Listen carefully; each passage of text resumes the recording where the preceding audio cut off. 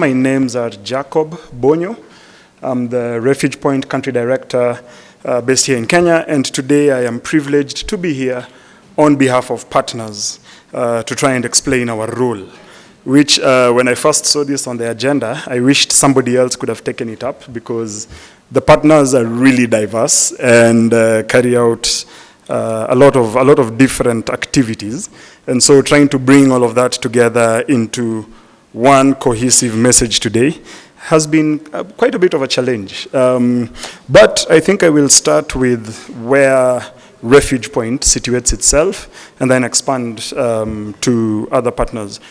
For the purposes of engagement with RLOs, Refuge Point has been working in this area for the past 4 years now with a specific mandate to support RLOs to increase their capacity. And in doing so, we've been very deliberate not to try and prescribe what that capacity should look like or what direction the RLOs should take, and have tried to engage meaningfully with RLOs in areas that they are interested in. And what that has meant is a very slow and deliberate process over the past 4 years of asking repeatedly what it is that RLOs would require, and then trying to figure out if we can actually do that or if there are other people who are better placed to do this. In that journey of the past 4 years, we discovered that a number of our other partners were also working with RLOs, and in different ways. Some people are providing legal support. Some people are providing technical capacity building. Some people are helping RLOs with leadership and governance issues. Others are looking at legal compliance, helping people to register. And some have even gone as far as providing financial and programming support. And when I looked at all of these, the partners who've been working on this or in this space present or offer a wide spectrum of supports. Coming to the one I'm more familiar with, which is the Refugee-Led Organization Task Force, it gives me great pleasure to know that within that task force, all partners operating in the urban space are represented. We have representation from UNHCR. We have representation from DRS. They actually spearhead and lead the task force. And then a lot of urban partners also participate in this. And more recently, there has been steps and deliberations around how to expand that coordination.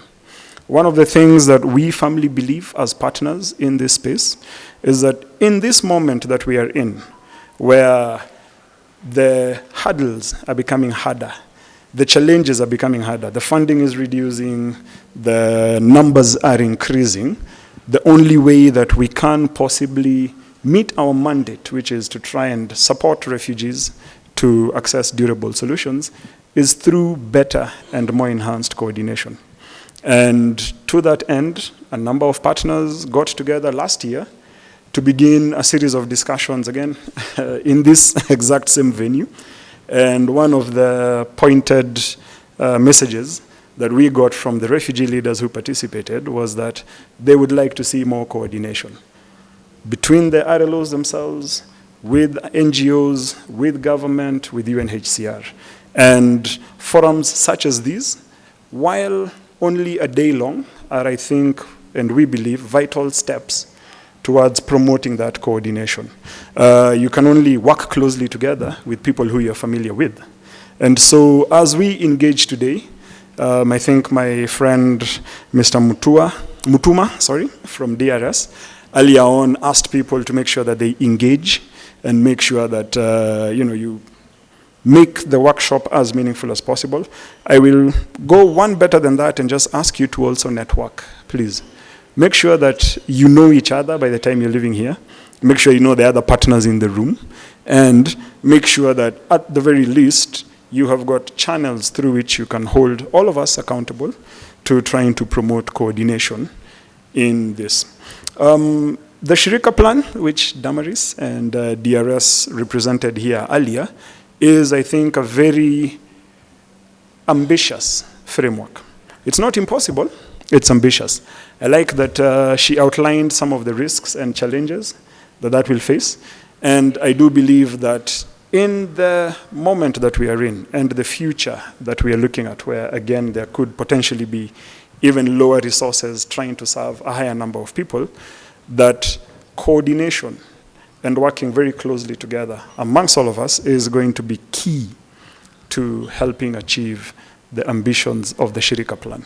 So as the government finalizes the roadmap and works on the 17 different laws that need to be updated, as partners operating in the space, as NGOs, I believe I speak for everyone when I say we are committed to supporting not just the Shirika framework, but also the continued coordination to ensure that as we move forward, refugee-led organizations and the refugee community at large are part of the process and that we all move together.